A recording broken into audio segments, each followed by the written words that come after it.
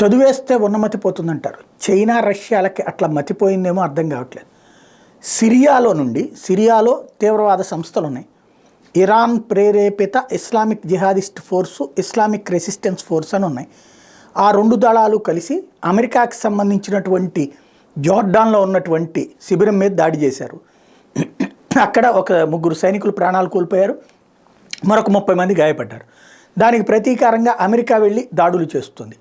దాన్ని తప్పుబడతా ఐక్యరాజ్య సమితిలో ఉపన్యాసాలు ఇచ్చినాయి చైనా, రష్యా మీదన భవిష్యత్తులో దాడి చేయబోతుంది, భవిష్యత్తులో దాడికి సహకరించి తన దేశపు పొరుగునున్నటువంటి ఉక్రెయిన్ నాటో దేశాలకి షెల్టర్ ఇస్తుందని తెలియగానే ఉక్రెయిన్నే నాశనం చేస్తుందో పక్కన రష్యా, రెండో పక్కన తైవాన్ భవిష్యత్తులో తనకి ప్రాబ్లం అవుతుందేమో అని ఎప్పటి నుంచినే దాన్ని వేధించుకు తింటోంది చైనా.